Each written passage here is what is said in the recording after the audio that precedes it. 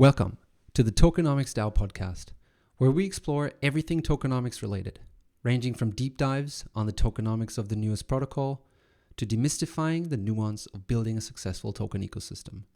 Our goal is to bring awareness to the importance of tokenomics and the crucial role it plays in defining the success of a protocol, helping make tokenomics relevant for everyone, builders and investors alike. I'm your host, Flo, joined by my co-hosts, Jason and or Lovis. Welcome to the podcast. In this episode, we will talk about the future of work, and we think Tokenomics DAO is kind of a trial of that future of work. So we just brainstorm on what that means, right? Sort of bringing together freelancers to work in an ownership-based model, work towards outcomes, and but also have this sort of like corporation like structure to back you behind it. We talk about Taleb and the addictions of alcohol, tobacco, and salary, and people that don't want to be agents, that want to be agents and not principals, and how we can sort of cater for them as well. And generally a lot about risk taking and principal agent all over again. But I think it was very interesting and you'll enjoy it. Hi, everyone. I'm dialing in now from somewhere north of Izmir in Turkey. I'm looking at the island of Lesbos. It's a bit noisy here. Sorry about that. I've got Lovis somewhere near Frankfurt and Flo somewhere near Bonn, Cologne, calling in as well. And we wanted to just touch on different aspects today of what might possibly be the future of work. So we'd like to talk about how that would look like, how we can not only get prepared for that, but also maybe how we can be part of the future, right? Like help to even shape the future. So it's something that three of us are pretty excited and passionate about. So we thought we'd put our brains together to just see what we come up with while we talk about that pretty broad topic, and try and connect that as well to how things have been changing recently in our world of our economies. In the last few years, change has been coming thick and fast. And we think that it's actually still moving in that direction, that we've been talking about, like more decentralization, more ownership, more self-actualization, flexibility, higher quality, etc. But I won't hog the crappy microphone that I'm using. So yeah, what do you guys think? Did I miss anything out there? I think you did a good job with the intro. Maybe we should frame a little bit on, because all the three of us are very much on the same page on a lot of this stuff. For example, that we have all experience working in like corporate structures and didn't enjoy it. We are all three of us are people who are very much interested in being owners, right? Like being a business owner or like owning assets and like reaping the benefit, like obviously taking the risk on that, but also reaping the benefits of that. We're not very good at we're not very good at doing what we're told. So it's just a couple of like intro things, and to help understand, because I think a lot of people that have a job, they really enjoy knowing what the expectation is and going in, kind of like 9 to 5, like classic office setting or whatever setting, and just kind of knowing what the expectation is, doing a good job at it, and kind of like writing that into the future, right? And I guess it's nice because it's very predictable, right? Because it's like, oh, I do this and I get paid that much, and then I worry about my happiness and fulfillment in my private time, kind of a thing. But like for me, for the last, I don't even know, probably 10 years or so, the goal definitely has been to do what I love for a living, in the sense of like, I really don't have any tolerance to work on other people's dreams and get paid to do so. I really very much want to work on my own dream and figure out how to get paid for that. So it's so anyway, so these are like kind of general like mindset things for me. And then on that backdrop, discussing the future of work, right? So then for me, of course, it tints it in the color of how to collaborate with a group of principals, you know, in the sense of we all own a piece of what we're working on, and how do we do that? How do we coordinate that? How do we, you know, make sure the quality is good, even though, you know, how do we do that without contracts, for example? Like, is that a thing we need? Is it something that gets in the way? Yeah, becomes a giant like human psychology / coordination problem, I think. And I guess like in creating or currently building Tokenomics DAO, we're exploring a lot of that, right? So we're putting a lot of that or these ideas into action, or figuring them out, right? So that we've, in the last episode, I think we talked about this reward distribution. So that's been something, because I don't know, like the Discord was created in December last year, and then people came in and people did stuff, created articles, contributed in various different ways, but we never had any, or we never did, and we still don't offer them anything in return, right? We don't say, oh, you write an article, you get $1,000 US, or you do this, you get that. We don't really do that, and yet people kind of showed up and did stuff. And I always found that fascinating, that somebody would come in and do something or take ownership of a certain topic within this community without having any like promise on any gain for him personally, right? And material gain though, right? Because they must be getting something.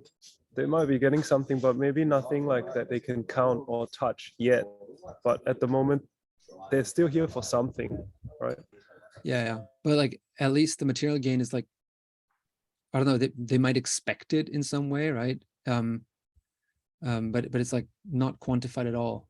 Yeah, and of course the knowledge gain, that's something a community definitely brings. You come in and ask a question, and often, or most of the time, somebody will come in with a good answer, or at least get you a step further to that solution, right? So I think what I really like about it is that, and that's I guess what DAOs bring, is that you don't have that hiring process, right? You don't have a task that you say you need someone to do, and then you go out and search for that person, and you have a budget, say you're going to pay them $50,000 a year. And so then the way that motivates them to come in is not the money, but it's more this, like, they're intrinsically motivated by something, right? They're intrinsically motivated by writing an article about tokenomics, or sharing their knowledge in this field, or yeah, I don't know, coming on a podcast, or managing a Twitter account. I don't know what they're intrinsically motivated by, but it's definitely not, the motivation is not influenced in any way by this, oh, we're going to pay you $50,000 a year, right? Because that just doesn't exist. And I really find that, yeah, a super interesting model that I think we're kind of, for a while, like unconsciously we're exploring. And in the last couple of weeks or months, it kind of hit us in a way that we're also building this, yeah, we're re-exploring how to work together with building this Tokenomics DAO thing, right? Yeah, I mean, also go the way kind of we're going about the token design, right? I mean, it's still not super clear exactly what type of token we need, or I mean, I think it's pretty clear that we need one at this point, but it's also driven because of what Flo just said. It's a lot about how can we reward people flexibly, but how can we capture this, like working on something bigger than ourselves together collaboratively. But we want something that captures that value, right? And because we do want everybody to have a benefit from it, also in a very tangible, physical payment kind of a sense. And I think that's exactly where that's why we're talking about this in Tokenomics podcast, because I think a possible solution to figuring this coordination out is via the token, right? And then setting rules for, you know, who owns how much for which contributions and how does all that work. I think it would be incredibly difficult to do without a token once you're at a scale of more than, you know, a handful of people. So I think that's why that's kind of the link between this future of work and the tokenomics topic, right? Like we think, or we don't have the solution yet, but we think that there is a tokenomics solution for this, right? Yeah, and I would say, you know, working for so long, the definition of work has been pretty standardized, right? Everybody has a job. Like you go meet someone and you say, hey, what do you do? You know, what's your job? What are you busy yourself with? And usually the answer is just one thing, right? Bang, I'm an engineer, I'm this, I'm that, I'm an accountant, I'm a dentist. But then maybe because as technology is getting better and we've been spending a bit of time away from the office last 2 years with COVID, etc., right? People starting to be more aware that, you know, it's okay that life is a bit more multifaceted. And when you talk about what we do with our lives, right, with our time, there's so many aspects to things. Like just talking about let's say what you do as a profession, right? There's the compensation aspect, there's the ownership aspect, there's the interest aspect, the meaning aspect, right? The colleagues, community aspect. So many things. And in the past, this has always been, it's almost like all these things had to be circles, triangles, whatever, had to be squeezed into this square hole, right? That was called an employment contract. And this employment contract had one variable, right? Or maybe two. How many days, how many hours do you work? And how much you get paid, right? It's always a currency for time sort of an equation. Once in a while, you'd get something where somebody would try to say, oh, I'll give you some ownership, I'll give you some shares in a company, etc. But it's still very linear, right? And I guess with a DAO and trying to build the token, we're able to take a step back and say, okay, what is work? How do we incentivize good work? And given more tools at our fingertips, how can we keep everybody incentivized if we're not just talking about this, how many euros, dollars, whatever per hour, and how many days do you get off to go look after your kid when he's sick, right? It's just a more nuanced, maybe more high context approach, I guess, that we're trying to build here. Yeah, and for me personally, I'm not only excited about building this out for the Tokenomics DAO, but I'm really curious to see like where this takes us, because maybe we can be a bridge, right? Maybe some of the things we learn can be used in the let's say quote unquote traditional economy. And that's what I'm also really excited about, right? What can we migrate over so that the average guy working at the average job or the average boss that's trying to motivate the average employee, could we introduce some tools, you know, or could we share some learnings that they could use to make everyone happier, right? Or more motivated?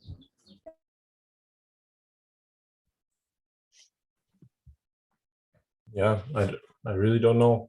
I don't know if it can feed it back into the legacy system, I guess, but that's kind of the beauty of not having to worry about it for the time being, and being able to kind of construct what we need. But if you, yeah, sorry. No, but no, if go you ahead. think about, but if you think about what we're trying to do, right? It's like this whole ownership thing, that's nothing new, is it, right? It's like every corporation has that. Every corporation that you set up with multiple people, they're going to ask you, okay, what is the ownership structure? Who owns what? And then that was probably the beginning of a corporation of sorts. And then they expanded that concept with shares, right? So that you actually can trade this ownership, right? So you can sell it dynamically without going somewhere official to transfer it to someone else. So you have that market where you can just trade these shares. So that's where that came from. So I think the difference that a DAO really brings is not that ownership, right? Because you can, I mean, the ownership is now decentralized. Yeah, that's all cool. But I think like this concept of freelancers working together in a corporation with shares, that's something that I find kind of new. I haven't seen that anywhere else, and I haven't seen that in that way, right? So you can get ownership, you can work for a startup, but still they're going to have some sort of contract that says, oh, you're going to work 40 hours a week, or this is what you're supposed to do, and you're going to get paid to fulfill these certain tasks. So, but like this thing that I've seen when working for DAOs is that you join them and you get paid for what you contribute. Maybe there's some bounties that you can pick up, and then you get paid for the individual bounty. But if you do nothing, then you get paid nothing. And so it's kind of like a freelancer, right? So you can pick up as much work as you want to, but you can also, and stop and enjoy your free time, do something else. So I think that's the novelty of it, wouldn't you say? Yeah, I mean, because we were trying to just pay, or not pay, but like reward based on outcomes, right? Based on like quality of work, and somebody is very skilled in an area, they can produce incredible outcomes in a short amount of time, and they should get rewarded some, on some function based on the benefit that it brings to the whole, rather than how much time did you sit in front of a desk to do it. It just seems like super antiquated. But then of course it's also nice if you can incentivize this person to stick around, right? So I mean, I think that's a lot what contracts are. It's just you make it plannable for the corporation. It's like, no, I know that I have these 10 people, and if one of them wants to leave, they have to give me 3 months notice. Like that makes it a lot easier to facilitate the whole thing. Like if you have one person who's super good, but you can only work with them for the month of June, then it's very sad when they leave, right? Or when they're busy with something else. But I don't know, that's like one of the things, right? That's at the same time, if like incredible people are very eager and well incentivized to contribute, then all of a sudden their schedule will clear up magically, right, for you, and they will start just giving a lot more of their time because they find it's worth it. So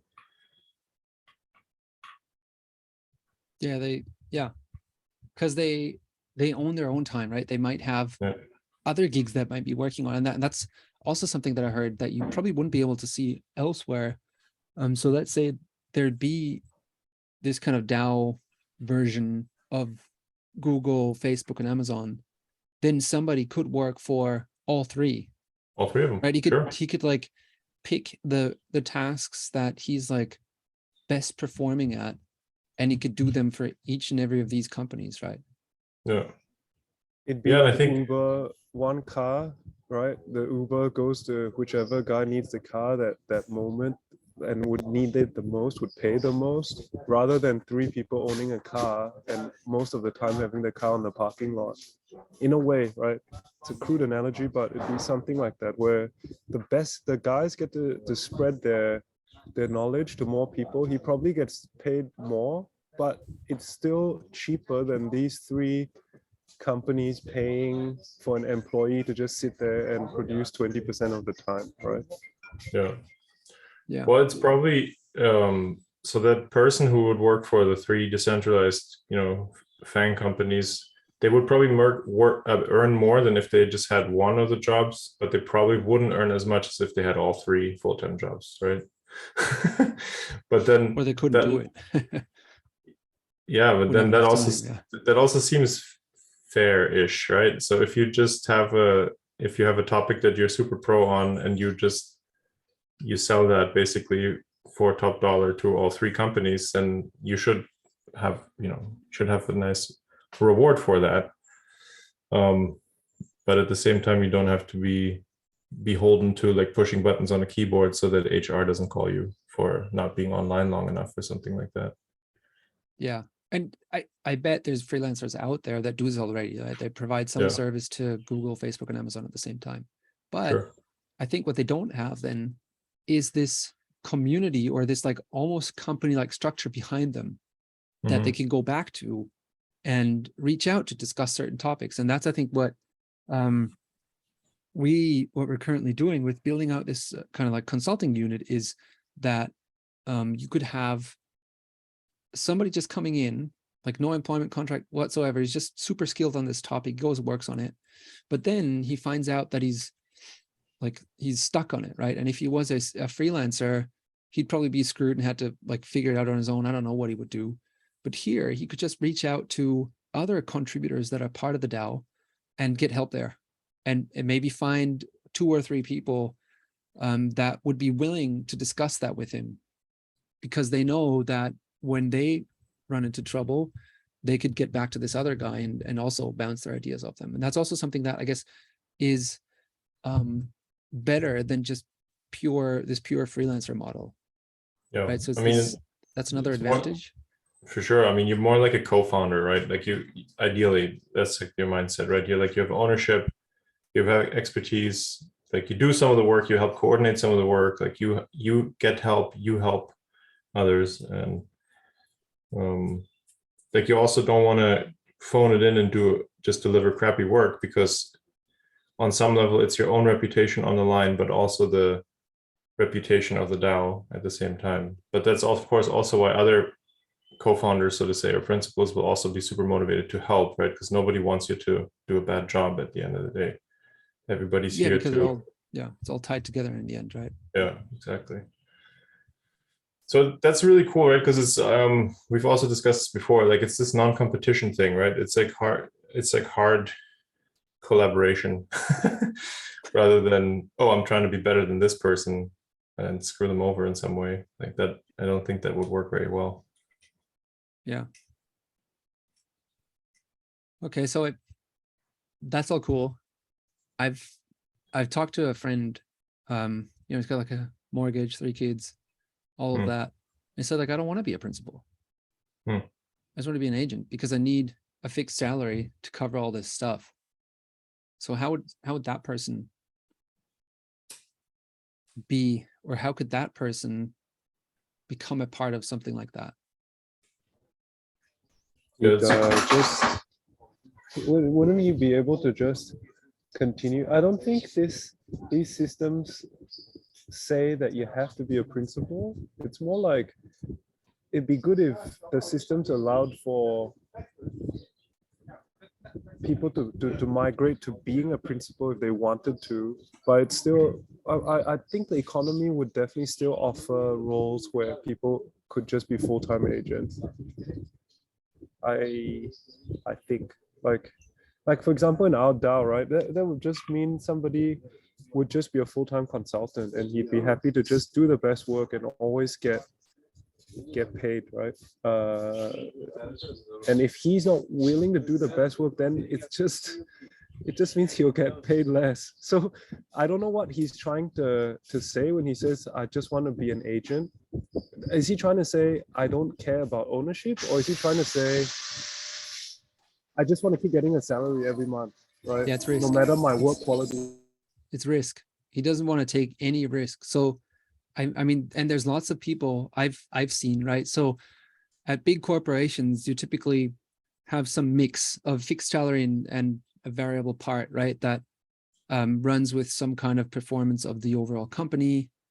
And oftentimes, even though with the dynamic or variable part, you have more upside, right? Because it could double one year, but people still, they're like, I don't want to risk not getting anything there, right? So they'd happily have as little as possible of this dynamic part to not lose any of it, or because of fear losing it, right? So because they rely on their, like, let's say 80%, but the remaining 20% they really want to get every year. And I think the more principal you go, the more that dynamic part would be. And so there could be a lot higher upside, but worst case, you can have 3 years where you get nothing, right? And then you only get 80% pay. And that maybe just barely covers your living expenses, but you can't go on holiday or something like that.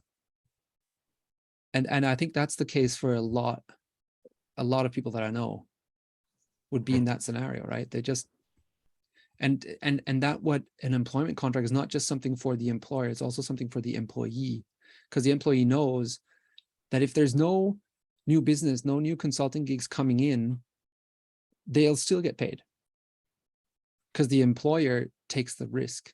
They don't have to take the risk. They just go and get paid. So that's something I'm like, I found that really interesting when he said it, and I don't have an immediate solution for it. So I just wanted to pick your guys' brains. So I hope anyone and everyone who's listening to this doesn't take this the wrong way, right? I'm not against salaries, but about 3-4 years ago, I read a tweet where this Nassim Taleb, this author of books like Anti-Fragile and Skin in the Game, I think in Skin of the Game, when I was reading it, and he was quoting that book, it said something along the lines of, please correct me, but something along the lines of the 3 most addictive drugs in the world, or 3 most abused drugs in the world are like alcohol, tobacco, and salaries. Because it's true, right? Like, I mean, once you're on a salary and it's a good enough salary that affords you a certain lifestyle, giving up that salary means not only risking that monthly paycheck, but you're risking your whole lifestyle. Everything you've built around your life, your car, your home, your kids going to school, the food you eat, it's all built into that salary package. So of course it's a massive risk, and of course it also means it's a massive safety, right? In being part of a group where you kind of feel like, okay, I'm gonna get this amount of monetary reward every month. But I think a lot of people, and I think they might be starting to find that out now going forward, if we hit like recessionary times, there's also this risk of you losing your job, right? And that's something that I think people keep as an externality when they're talking about what kind of risk reward they want to build into their lives. Not many people, I think, accurately or rationally go and weigh the risk of losing your job, say when you're 45 or 50 years old, and then being unemployed, being very, in a position where it'd be very difficult to get re-employed. And I think for people that have been in entrepreneurship, that might not be the case.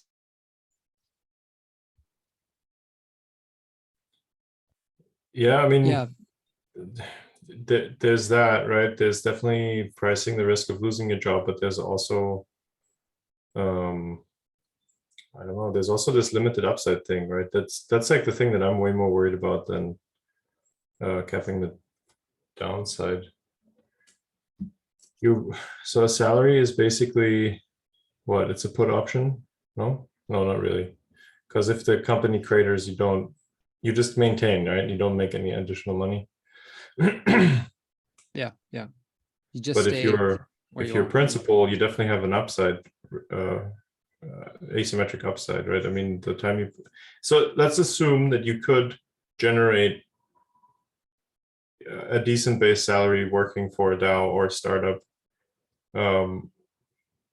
As a basic assumption, then of course you basically only have upside potential, right? Because like, yeah, you might make a little less than working for a bigger company per year, but if the DAO launches a token and then has $1 billion valuation, there's a really good chance that your token equity, whatever, will be worth way more than you could have ever made working in a salary job. But yeah, so anyway, sorry, but so like responding to your friend, doesn't want any ownership. He doesn't want the risk, right? He wants it to be super predictable. That's kind of the thing that I try to talk about in the intro. I think most people think like that, and I think it makes sense. Because on some level, that's also how the capitalist structure is supposed to work, right? The entrepreneurs get to quote unquote exploit that by hiring people. Like a corporation is always trying to hire the most talented person for the least amount of money, right? Because if they produce excellently and I get to buy them for 100K a year, but they produce me 400K, good deal for me, right? But in exchange, of course, I, as the employer, have to carry the risk of paying them if deals dry up or whatever. So in that sense, like that, I mean, that's where the entrepreneurial opportunity comes from too. So if we're proposing everybody is an owner and everybody participates in the upside, that's also, it will be tough for a small group of people to make all the money, right? It would kind of have more like equal distribution of wealth almost built in a sense. I guess at least that's the optimistic case that I see. Yeah, it's really this like, yeah, if you're willing to take risk, then you get a reward or you get that upside. And if you're not, then you don't. So the company structure is just that you're bundling or you're taking away that risk, you're abstracting it from the individual and putting it onto someone else. Is it that? I think so. Yeah, I think that's definitely part of it. You're trying to have a big enough pipe. Like, I mean, but that's also why, you know, if you're a consulting company, you do have all kinds of people working on marketing, sales, IT, all these things, even though the billable hours might all be produced by the consultants, right? But you need that back end also to kind of distribute the workload, but also to distribute the risk or to lessen the risk, right? Yeah. Because if you always have people out there selling their pants off, then the risk of the deal flow drying up is way lower, right? There was another point I was trying to make, but I forgot. But I guess let's think through. So for us, for Tokenomics DAO, like, would we ever want to flat out hire somebody for a salary and say, well, it's an option, right? Like, you can go down this contributor track, be like kind of set to become a principal, or not, or you can take a salary. I mean, assuming that we go had down the agent path, right? So there's a role for agents, and these agents, they just do, I don't know, like certain tasks, right? Yeah. I mean, like, I would love to see how long we can go for without going down that path. Like, just from intellectual curiosity standpoint, like, I'd love to see how long we can go without needing to give salaries, right? Yeah. But maybe at some point. So yeah, I don't know. Like, I think the model that we currently have with this reward distribution and all that, right? So we're gonna take a bit of the consulting revenue that we get, and we're going to distribute that to contributors, right? in a peer-to-peer way. So everybody decides what the others should get out of that reward pot that we distribute. That's the idea. But I guess a problem that I already see with that, and I'm curious to find out how we're going to solve it, is more long-term initiatives when you work on them, right? So let's say you go out and you think, oh, I want to build this new product, and I really believe in it. It's a really cool thing that the DAO should do. So you spend 100 hours on it, and you keep working and keep working and keep working on it. But during all that time, the other contributors wouldn't, or might not see the value that you create. Only when it really turns into that thing that generates revenue, or you get a lot of outside feedback, would others see it. And then that reward creation mechanism, or that reward distribution mechanism, wouldn't really work. Like, how would that person then, having spent all this time and created all this value, and maybe in a year's time, it becomes the #1 revenue generating thing within the DAO, how would that person then get rewarded for it? So maybe there's this, like, it's kind of research what he's doing in a way, right? And research is often an agent kind of thing. Somebody says, we want to research on this topic and find out more about it. So go and do that research. But why wouldn't it work? Like, I mean, the assumption, so if, as long as that person made a compelling case why they want to work on that, and other contributors have said, that sounds like a really good use of your time, like, go ahead. And then if that person also keeps them in the loop and says, hey, in the last 2 weeks, I've done this, and this, like, this is where we're at, why wouldn't they reward that? Yeah, maybe they would. Yeah. I mean, we kind of have it right now with the education thing, right? Like we're getting some pretty big push towards formalizing our education materials more, and maybe, I don't know, hosting some classes or something like that. So if somebody takes ownership of that and runs with that, even though it might take a few months before there's revenue from it, or we might do it for free. We might decide to do it for free, and there will never be revenue from it. I don't know, but I could totally see people being supportive of it and also giving them a fair share. Yeah. And I mean, I guess a few words why we're thinking right now that there should be a vote, right? So really, I guess we think there shouldn't be a vote. We would really love to do it based off all based off of metrics, right? So if you write an article, like how many views did it get, how many people clicked on links and all that stuff. The problem is it is incredibly difficult to measure all that stuff. I mean, it's not hard to measure, but then how do you put that in context with an article, with a tweet, with a video, with a podcast, with a tool? Really measure. Yeah. It's incredibly difficult, right? So that's why we're like, well, since it's all kind of subjective anyway, for a first step, let's just vote. And so that seems like the quick launch version of trying to take everybody's effort into account.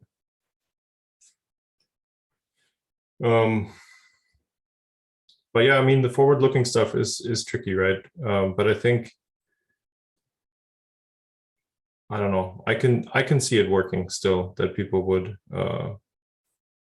reward the work that people do that doesn't immediately produce results. Yeah, I mean, we should try it. That's the only way to find out. Yeah, is sure. Putting this in place, trying it for a couple of months, see where it goes, see how people feel about it, and yeah, really see if it works in the end. Yeah, and then tweak it again, right? That's also the beauty, I think, of this kind of structure, that the structure is very loose, so you can change it if everybody agrees, hey, we've tried this model, it doesn't really do this or do that, and we'd like it to do more of this and that. Then you could just change it, adjust it, tweak it, right? So the people that are keen to continue, they can. People that don't, they can, yeah, go do something else. Yeah, I mean, I'd imagine that, because I mean, our topic tokenomics is pretty wide, right? So I'd imagine that there will be plenty of initiatives where people are like, whoa, this is really cool, like I just want to work on that. And then we could formalize it by forming like a sub DAO, but that might not even be necessary, I don't think. I think it's more like, well, then that's a work stream, and there's some people managing different aspects of it. Some people maybe do more like project management, others deliver the work, whatever. But then that kind of becomes like its own little, I don't want to say department, but like, value unit. Where people that are really into the one topic just go and spend all their time on that.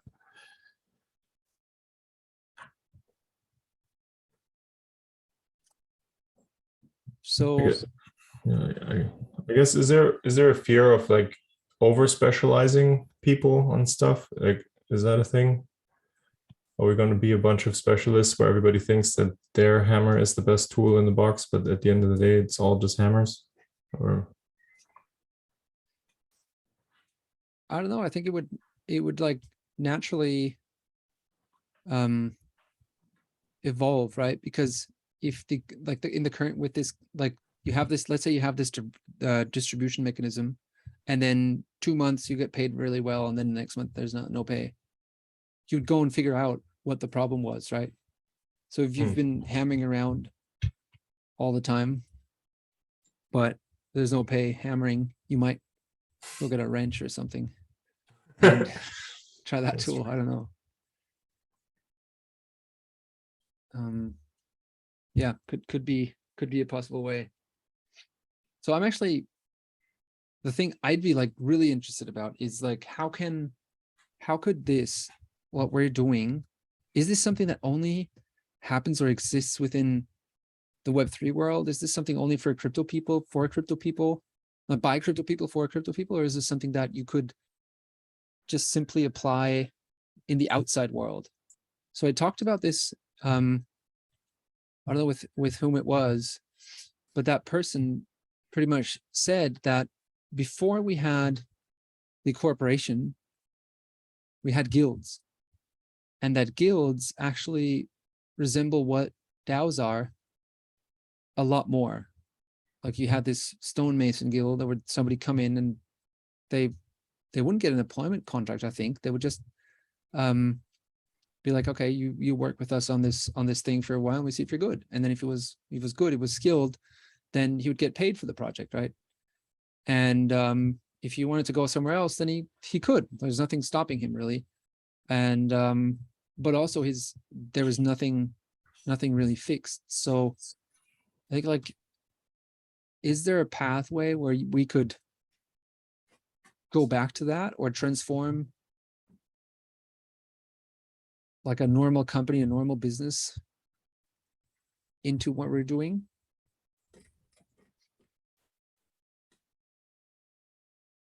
So basically take a centralized business that's doing well and try to decentralize it. Not really. I don't know if you need to, if it needs to be decentralized in that way, but maybe like this, this idea that I said earlier, this like you are this group of freelancers working together, and you somehow have an equity mechanism that gives you ownership and that also rewards you for value added. So you have that mechanism. Why are there no corporations that do that? That's my question. And could there be something to create? What I've seen is, like, I've just read this a couple of years ago, I think it was, and there was, I think it's the founder of WordPress or so, and he has that company that owns WordPress and a lot of the add-ons things. Forgot the name, I'll look it up. But they've got this model that sounds like a lot more flexible than other companies have, right? So you're in your employment contract, they don't really tell you how many hours you're supposed to work. They don't tell you how much leave you're supposed to take. They just say work from where you want to, and as long as you do the work that others think you should be doing or that you think is necessary, then we'll just pay you. Right? So that's a lot more flexible than what a normal, corporation does, but it also requires hiring and all that. So maybe they could take a next step in that evolution and be this, just loose coupling of freelancers that work on stuff with an equity based, or like with an ownership base, with an ownership model. Yeah, I think the moment you incentivize risk, then you incentivize people. Oh no, how do I put it? The moment you take away risk, you incentivize people to become rent seeking, right? Like, it's just that. And I think that's why we don't see it in corporations, because by definition, the moment somebody gets an employment contract, they get paid until they get fired. So then their incentive is not just don't get fired. Yeah. It's like an employment contract. It's giving security to people that are insecure in that sense, right? Whereas an entrepreneurship would be offering insecurity to people who are already secure, And I think there are many layers to this. There's the character layer, where people are maybe more naturally inclined to be risk-taking. There's also the layer of what's your current financial situation, Are you currently in poverty? Because if you're in poverty, working at McDonald's sounds like a good deal, right? If you have $1 million in the bank, your outlook on life is just different. It's like, okay, I don't have to work. Or let's say, put it to the next level. Let's say you had $100 million in your bank. You'd look at the world very differently, right? Yeah, I mean, then at that point, you're just working on stuff that inspires you, right? That you're passionate about. Yeah, you Or might be thinking, I'm gonna sit on the beach, or if I am gonna spend time, I'm gonna put this 100 million to work, and so I'm gonna have to be really focused so that I don't lose this 100 million, right? So you basically the whole mindset is just different. I love the background. yeah. I hope your mindset doesn't change because of that. Sorry guys, yeah. So I just wanted to say that we shouldn't forget, when we're talking about how to incentivize people, that there's always this other aspect of where is this other person coming from, right? What's their current situation, what they currently need, where are they in that hierarchy of needs at the moment, Yeah. But then like in that, yeah, in a way, like nobody would come into Tokenomics DAO and contribute if they're like in that, I guess I call it poverty stage of that, right? They just wouldn't, because they couldn't afford to take that risk of spending time contributing, but then having that uncertainty of getting paid for it. Yeah, exactly. I mean, to draw another crude analogy, right? If you're really hungry, you'd be going somewhere to say, hey, can I help you dig a trench so that you can give me food right now? Because I'm not going to make it till tomorrow, right? Yeah. But the guy who's got silos worth of grain, he's thinking, hey, how much more land can I clear? How much more irrigation channels can I build so that next year I'm going to be able to grow going to double my harvest, right? And so he's going to take some of his grain and give it to somebody that's super hungry now and say, hey, can you help me dig this trench because I want to irrigate more fields? And it's oftentimes, I think the person that's investing in the long run, they're usually the people that have more means, they have more resources, and so they get vilified. They get said, they get told, oh, you're taking advantage of that poor guy who's hungry. But it's not always the case. It could be, but it's not always the case, because if that guy was to say, hey, I'm not going to give you this much grain, I'm going to give you ownership in my field, you'll get the harvest next year, that guy's going to say, that sounds like a great idea, but I'm not going to be around next year, I'm going to be dead, right? Yeah, I need the food now. And so it's really two different dynamics. There might be 100 different ones that I'm missing, right? But I think definitely it's at the moment how secure a person is will affect how much risk he can take, and also that character, right? We know of people that say, hey, my dad's made $1 million, he's passed that to me, I'm happy to just live off that for the rest of my life, I don't need to change anything, that's good, I don't like risk. That's fine, that's just who that person is. It's not knocking that person. But yeah, I think whatever models we come up with for the future of work, right, it should allow us to meet the need of different types of people in different situations, and also allow for these people to maybe move up and down this scale, right? Somebody that starts off really hungry, collects all this grain, in a month or 2 months time, he might have saved up some grain, and then he goes and talks to the farm owner and says, hey, I've got enough food now for the next 2 months. So can I work for you for the next 2 months, but then get ownership in this irrigation system that I'm building, right? And then that owner might go, nah, I want to keep that ownership all to myself. And then this guy is then free to go leave and go look for another farm owner that would give him ownership, right? So, yeah, so then, I mean, we talked about this a little bit earlier, but how can such a pathway from agent to principal look? So we've talked about this before when we met up in Folder. Like, for me, it would be great if we allowed for a mechanism where people that are working for a payout or get paid out, get rewarded, that they get the chance to reinvest, right? So in this way, they'd be saying, hey, I've got enough to eat right now. Can I put that money to work in terms of owning what I'm building? And I think that mechanism would be very important, because then it would allow that duality of outcomes, right? People can choose on a very real-time basis. Do I get paid today, or do I reinvest? Do I eat that grain, or do I put it back in the soil to grow, right?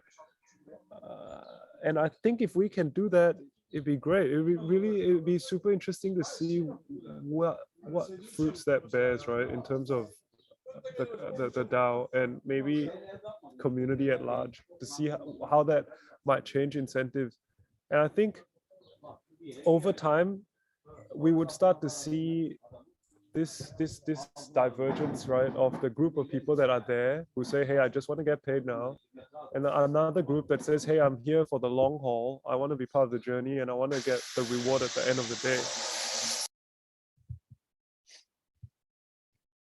Yeah, it is an interesting mechanism, right? This whole reinvestment of what you're paid. So in a corporation, that could be you just get your salary almost, and then at the end of the month you can decide if you want to put X% of that back into the corporation. So a lot of them have such a model already, right? A lot of them have a model where you get paid a certain amount, and then you can take 10% of that, and it's rewarded, it's turned into shares, and there's some tax benefits whatsoever. Super nice. And mostly like everybody does it because they get shares at a discount, right? So that's an obvious thing.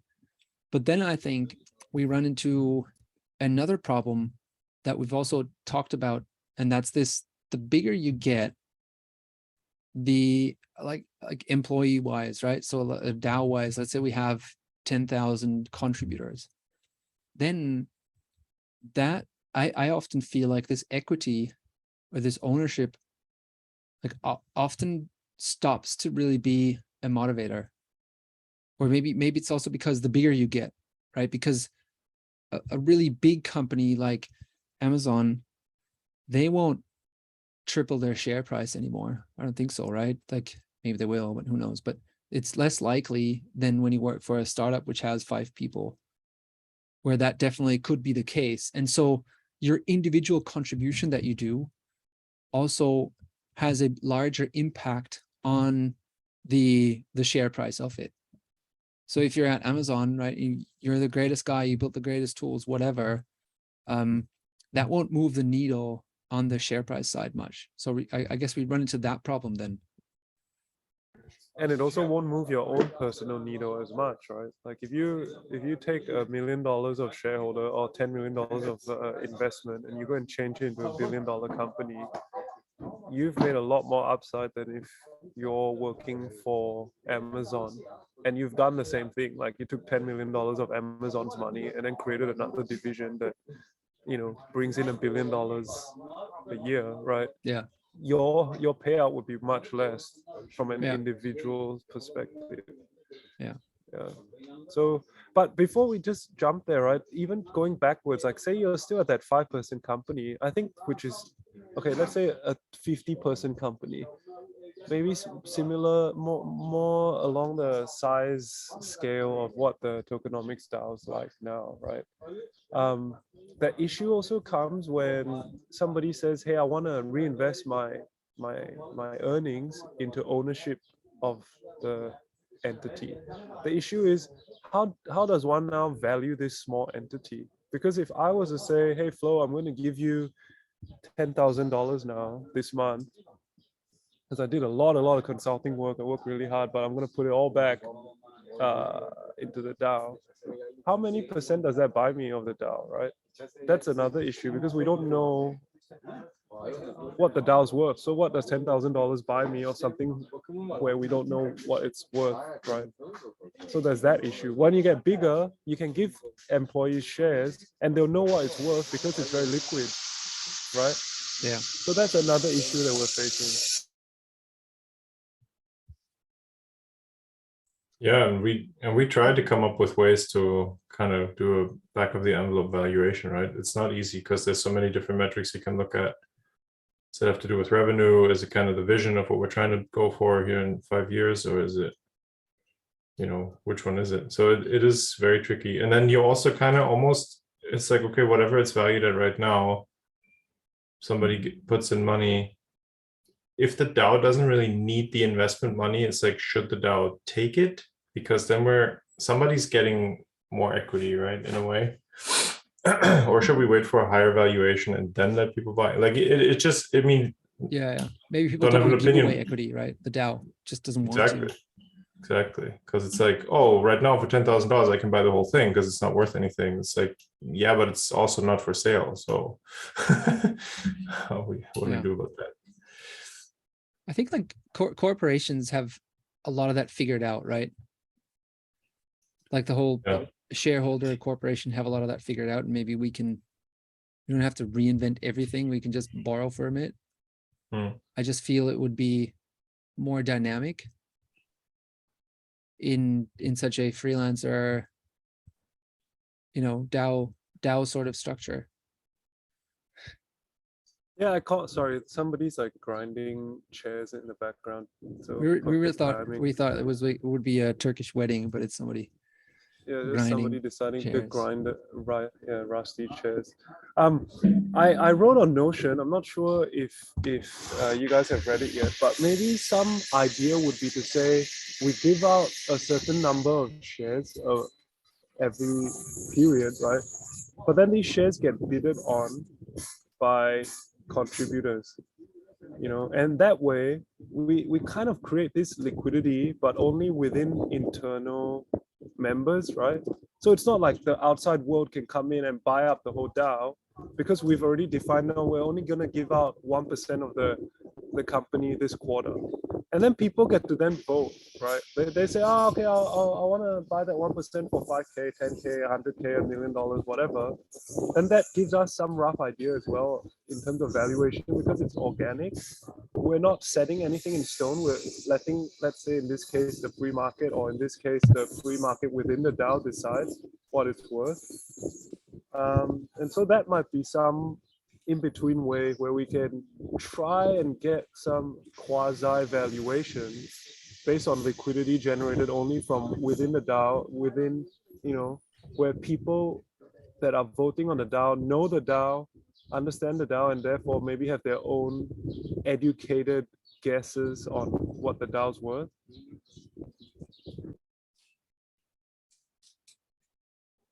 Yeah, and I mean, and they have an important insight, right? They have an insight into what they're committed to do for the DAO. So that's pretty cool, right? So like, if I had to think of valuations in terms of what I believe just the three of us can accomplish in a given time frame, probably be pretty high valuation, because I know what I can do. I'm getting an idea of what Flo and Jason do. So then I'm like, we're smart, we're talented.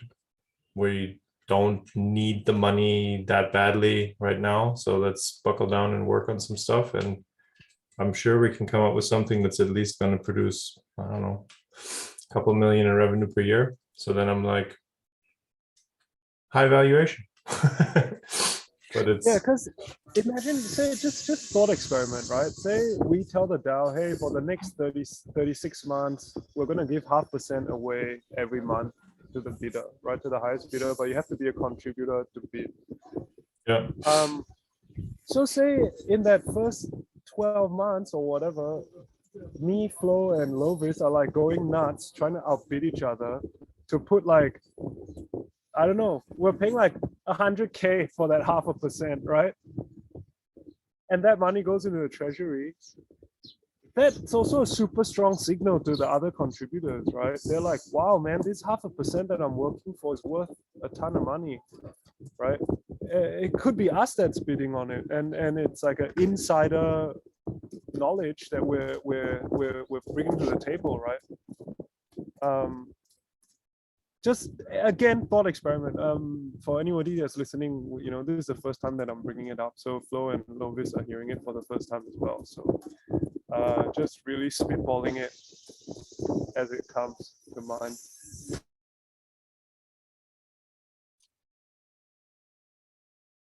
Yeah. I guess like this whole ownership distribution mechanism is something we'll have to think about. And also find out how others maybe have done it.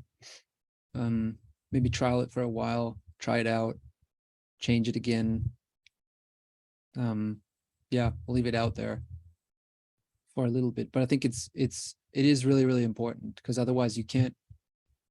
Yeah, otherwise I think the whole thing is too loosely coupled, right? We want it to be loosely coupled with this like freelancer working together, but like some degree of coupling through ownership, I think is important, right? So that people support each other, work towards the same goal, right? So this example that we brought earlier, if some consultant gets into trouble, that he then can call others that work in the DAO, because they also don't want the reputation to go down if the project, yeah, isn't finished to satisfaction, right? Yeah, I mean, so just thinking about this, like, why don't we want to? I mean, of course, I know the answer. I'm just asking it as like a devil's advocate kind of a thing. Why don't we just want to be employers, right? And try to find the most talented people for the lowest price and just make money off of them?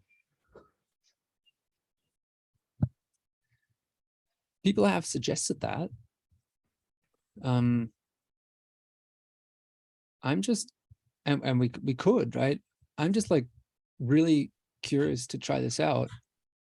And I guess what I really like about it is this, that you get to work with people that are somehow like intrinsically motivated.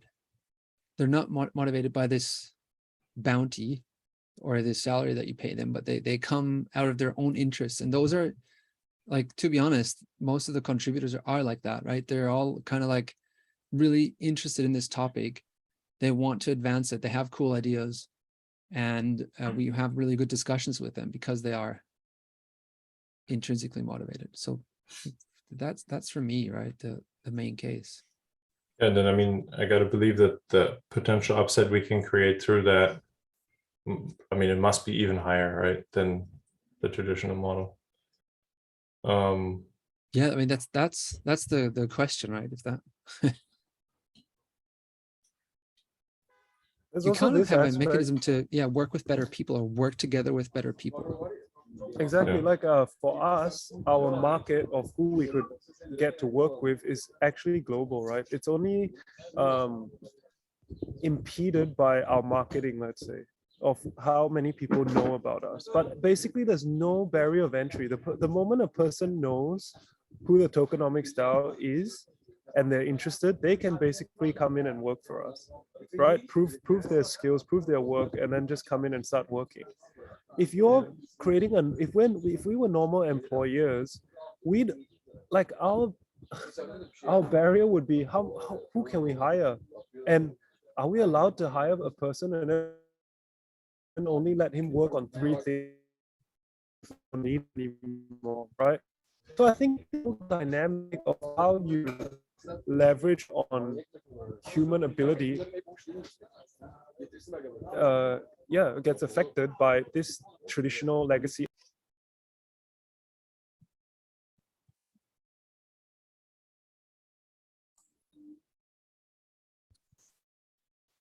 It does, yeah. I guess, I don't know. We'll have to try.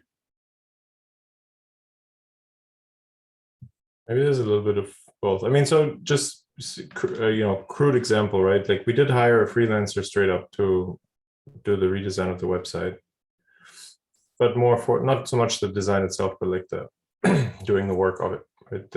And I think it makes sense because it's a kind of a one-off thing. We just need them to build the structure, and then it's a lot up to us to fill it anyway.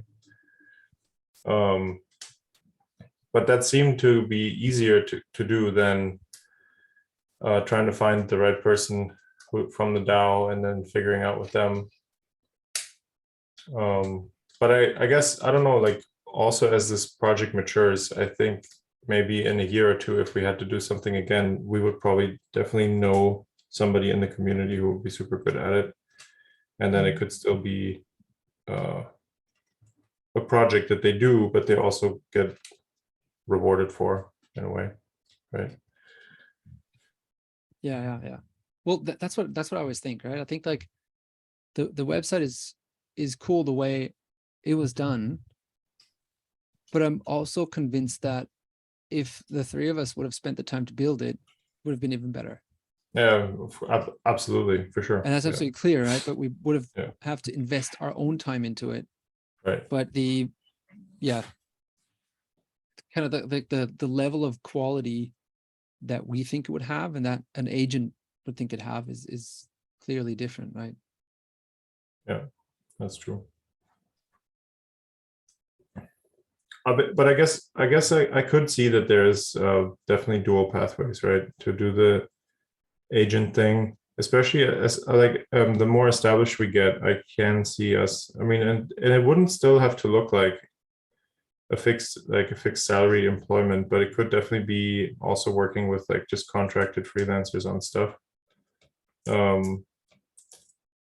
But of course that would mean like if you're planning on making this part of your life and like contributing lots to it, to the Tokenomics DAO, then you would want to be on the principal path. The organization would want you to be on it because just the outcomes you can produce will be better for both sides.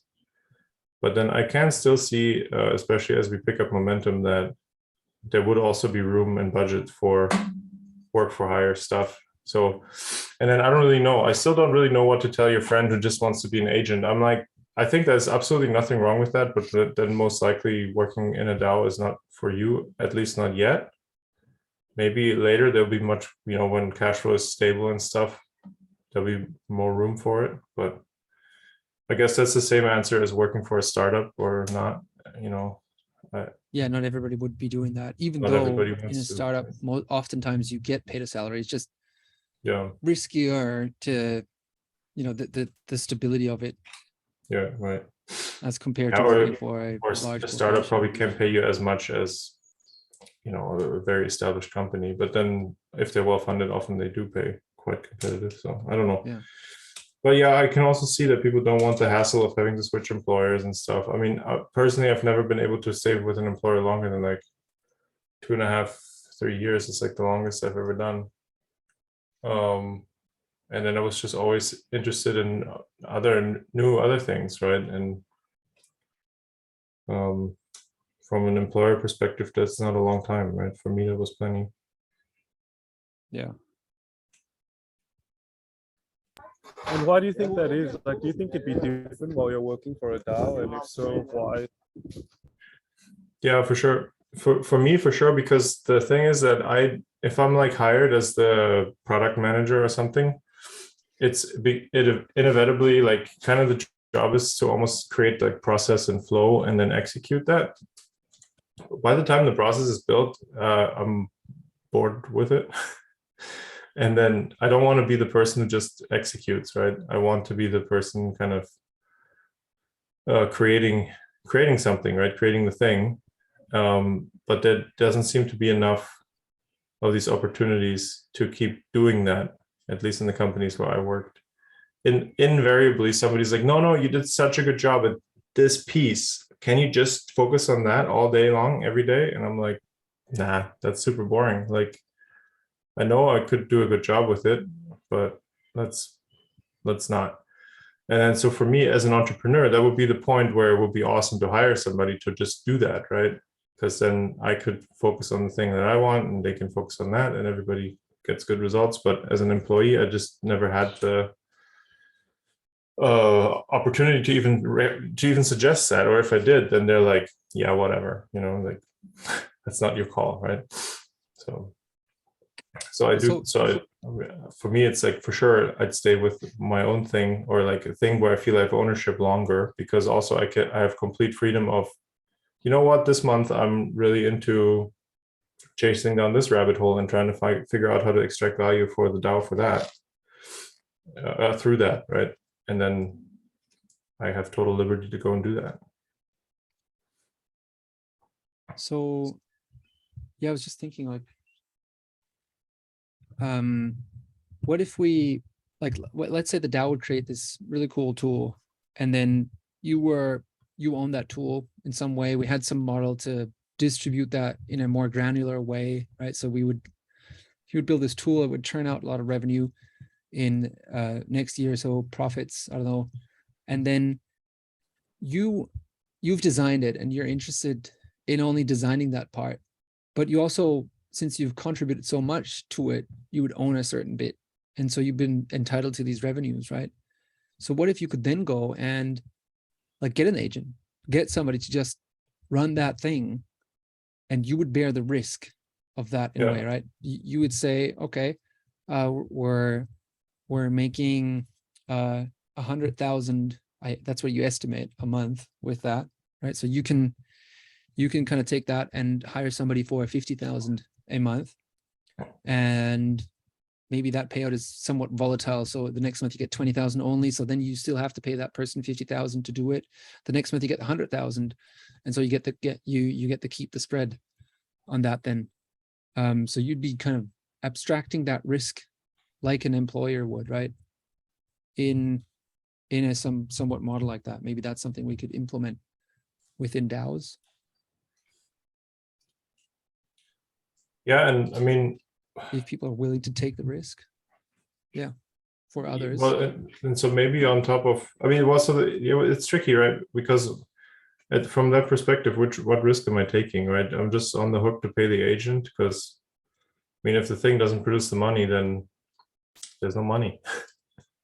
But it's well, that's what the other person wants, right? The other person wants, I want to get paid 50,000 a month, and I want 3 months notice.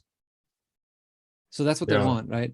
And so then what you have to do then, you have to take the risk of not being able to pay that person from the income. So you then have to take that from your own finances to pay that person to do the job. And then he'll at least have this 3 months notice. But if it does well, the whole product performs really well with the guy maintaining it, then you get the upside. So let's say the next month it does 150,000, 200,000, you get to keep 100, 150,000, and the guy, he only gets 50,000 every single month, right? And you're earning big time on that, but he's not, because he wants to be the agent. Yeah. But if the thing only turns out 20,000, then you have to fork out 30,000 out of your own reserve to pay that person. And that's the risk you're taking. Yeah. So, I mean, that's just, basically bearing the full like entrepreneurial risk of the thing. Yeah. I think that's how, on some level, that's how it should work. The only thing is if it's that risky, then I'm like, why would somebody want to innovate inside the DAO? Because like the DAO should have should have the resources to enable good innovation, right? Because the problem is, if I'm worried that I have to, like, if I think it's the right step to grow this thing and like 10x it again from where we're at to hire some agents, but I have to bear the full risk of that, then I might never suggest it, and so then the thing won't 10x, right? Because I'm scared to make the recommendation. So that's like but that's also why I think we have the opportunity to, like, you kind of need to, like, the organization on some level does need to even out the peaks and valleys, right? I think. Yeah. Because the other thing is, yeah, to some degree, of course, not. But if it does everything, then you're not a principal, right? Yeah, for sure. Well, but of course, if the organization takes a hit that I own a piece of, then I have taken a hit, even if it didn't come out of immediately my daily cash, right? Yeah. So I think of it in terms like that. So like, well, if you guys, like Lovis is over there burning a bunch of money on agents and it's not producing any benefit, well, then hopefully the other principals and contributors say like, what are you doing? You're costing us a bunch of money. And they're like, oh crap, me too. Let's fix it, right?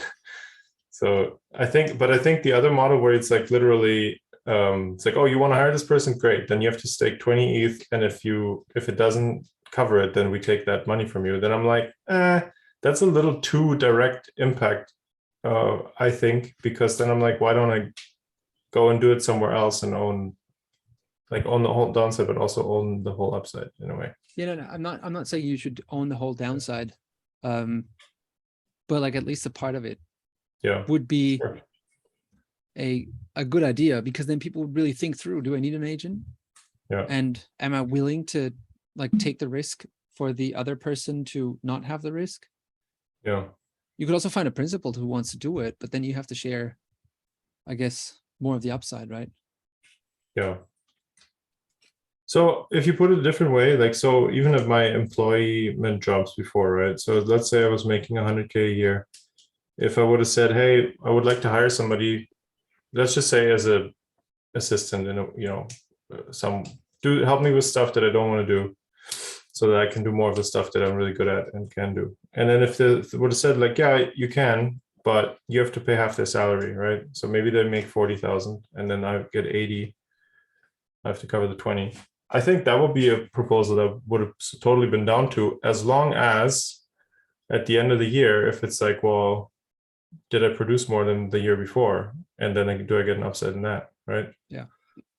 So then it's like, yes, I would absolutely take less to have more leverage, because another person working with you is just that. It's just leverage, right? More hours you can put into stuff. And if you can then reap the benefits of that, I think that would be a phenomenal deal. Yeah, but like I guess the thing with employees is they want something even though you don't make anything.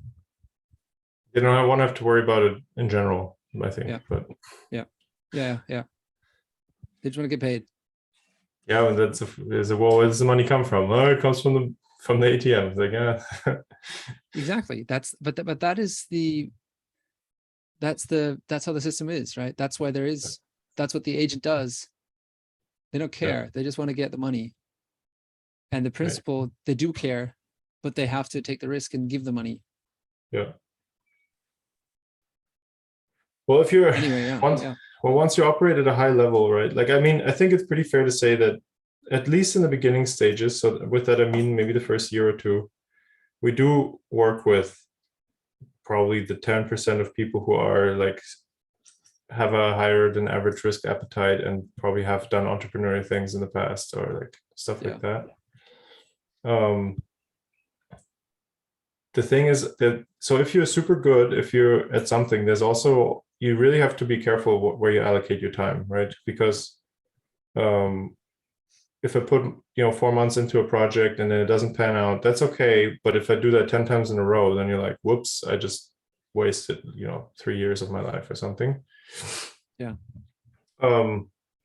So we also, I mean, so it has to be attractive enough, right, where incredible people will want to come and build with us, because they have an overall just a better everything, right? Better risk profile, better, more interesting topics, like a cool community to hang out with and discuss stuff with. And because otherwise it's always an opportunity cost. It's like, yeah, I want to work with you guys, but over there I'm making $1 million deals, for example, right? So then it's like, how do you balance that? So, but I think that is the way that we're trying to develop this. So that's why I'm super psyched about it. But I just don't know, like, we definitely, like, if we ever at a fork where we have to decide, like, do we optimize to motivate more agents to become principals, or do we want to really motivate the best principals to come and be principals with us? I think it should almost be the latter in a way. Oh yeah, certainly. Yeah. But I was just referring to that when you explained it, right, in your previous job. Yeah. Because we wouldn't want that principal, like you in that case, we wouldn't want you to leave. Right. We wouldn't want you to continue to do stuff. Yeah. But if there was this other thing that still generated revenue, would need somebody else to do it. And so in that case, we might have to get somebody else to do that work. But so the mindset is already, for me anyway, is completely different, right? Because if it's the thing that I need to push on, because, like, let's say there's a button that needs to be pushed every hour, 10 times a day, but the money comes out the other side. Well, if I'm a principal and I get to own even just a fraction of that money, then I'm going to be there pushing that button, right? If I'm an employee and the proposal goes from, hey, we offered you this really cool creative position, but now really all we want you to do is push this button, I was like, well, I don't get any more or any less if I do or if I don't, right? So it's just. But I think we also Yeah, have to be careful. We're also describing two different things, right? Like Lovis was saying that he doesn't want to be doing this thing that he finds boring. Yeah. But that doesn't mean that you can't find someone that wants to be a principal that can do a boring task very well, very, very quickly, very effectively, very efficiently, right? And that person might still be a good owner or a good principal, Sure. right? Like a mom making dinner for her kids, right? She's like super owning that task, right? But she's doing something that she's done 100 times in the last 100 days, but she's still doing it with 100% ownership versus paying somebody to create to make food for her kid, right? So I think when we define these things, we just have to be, again, careful. Just because it's, there's personality, and then there's, the different personalities that want to be principals, and there are different personalities that want to be agents. And yes, most of the time, creative work skews towards being principal work. But yeah, there's a lot of repetitive stuff that can be done by principals, I think. Right? Yeah. How do we? What about healthcare? God. So, well, no, it's I was so expecting it that. I sounds thought like he was a doing the silly. plug now, but yeah. I was like, this kind of. Loeb is gonna plug. Oh no, it's up. He's gonna talk about healthcare. Okay. Healthcare. No, I mean, well, so future of work, right? Like if we're working for multiple employers and stuff, like who's obviously responsible? In my opinion, who's responsible? Well, it's the person, right? So you need to make sure that you work enough, have enough monthly cash flow to just self-insure and take that off of your employer's responsibility and put it on your own, and then that opens up a bunch of freedom, right? I mean, so in Germany, it's quite good strong social system overall. Good by however you define it, but there's a lot that's offered if you're an employee. And I think it keeps a lot of people away from the entrepreneurship game, because just even having to think it through is a pain, right? It's like, well, what are my obligations? Because there actually are laws that you have to have all these insurances and stuff. So, so that in itself is already a deterrent. There actually is something. I remember because when they started, they came into like Bankless DAO and went in there and promoted it. They're called Opolis. So it's just on their Twitter page, a member-owned public utility enabling the future of work, benefits, payroll, and shared services for the independent worker. And I think they do something for healthcare. That's cool. For people working in this like gig economy style. Yeah. Yeah, we got to put that in the show notes.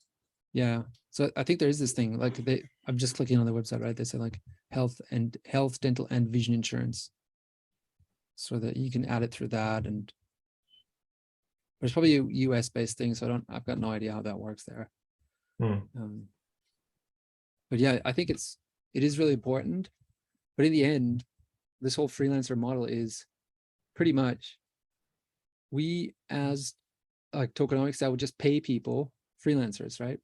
But we wouldn't, it would be up to themselves to take care of retirement, healthcare, taxes, all that kind of stuff, right? Not our problem. Yeah, and we're not saying don't do any of those things. It's just that the responsibility doesn't lie with us. Yeah. Right.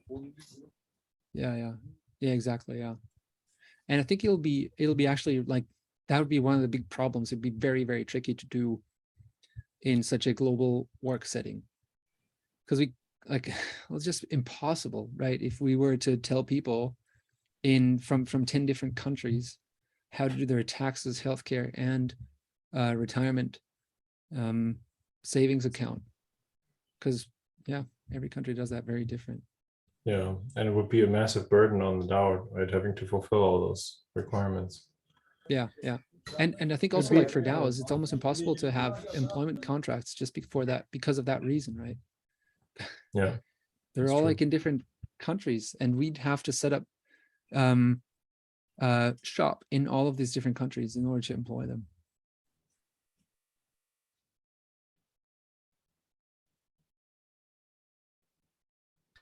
It's crazy. I would say a lot of this push towards decentralization comes from the overburdensome regulatory environment in many countries, right? And it's so interesting to me to see how things get, like the pushback, right? The reversion to the mean.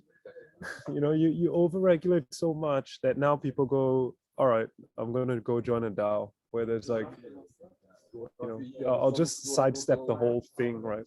It's like, rather than change the system and reform the system, there's going to be a new system now. So I'm really curious to see how this develops. Yeah, and I think for it to become successful, then we'd have to find out how traditional companies could operate in this way.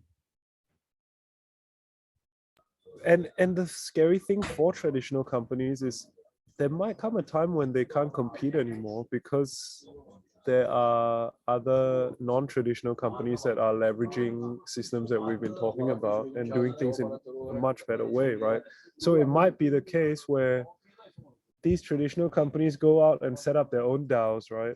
That can then perform tasks in that under different regulatory frameworks just to remain competitive, Yeah, but I want to say that's already happening, right? Because of different reasons, but with the DAO structure being unclear, like not very well defined right now legally, it's also a risk, right? So saw some tweets on like DAO contributors being implicated personally and with liability lawsuits and stuff like that, because there's no they did not incorporate like a limited liability company, which the whole purpose is to limit your liability. And natural persons typically have unlimited liability, right? So that means you can, if they owe you $1 million and they get sentenced to pay you that, then they have to give that to you if they can or not. Yeah. If it's a limited liability company, it only has $1,000 in the bank account, then that's the most you can lose in a way. Yeah. But there are ways to incorporate DAOs. Yes. To have that, right? And I guess every individual who works for a DAO. So let's say we have somebody joining from Brazil who's a contributor to Tokenomics DAO. He could sort out all of that on his own, right? He could create whatever legal structure is required in Brazil for him to work, to provide his services to us, right? So he's kind of really just a freelancer working for us. And we compensate him in these ways that we described. And so then he would be protected, hopefully, as well by whatever limited liability equivalent they have. Yeah. Yeah, for sure. So I'm not super concerned about it. I'm just saying, like, in the throes of the systems changing, it is important to also not like some people are super maxi on decentralization, everything, and they're like, incorporate, like, how dare you suggest that? And it's like, well, you might end up in jail if you don't. I'm not saying, even if you do everything else right, some technicality might get a bunch of people in trouble, because of course the legacy system will use all the tools at their disposal to also compete. Yeah, they still have the guns, right? Yeah, exactly. And you live in their country. That's exactly what I'm trying to get at, right? So that's before they go let's outcompete each other, they'll say, let's just sue them. Yeah, we get all the lawyers and all the money and all the judges, let's just do that. Yeah. So just to be careful. Be careful out there. Cool. Well, that was a long discussion on the future of work and somehow why tokenomics has something to do with it. We do these podcast sessions weekly, although we don't always brainstorm on completely new things. Future of work is something we're definitely excited about. It's kind of part of building a DAO in the current state of development of Web3. If you are into that and you got ideas and you were inspired, please join our Discord or talk to us on Twitter. And we are keen to hear all your ideas and discuss them with you.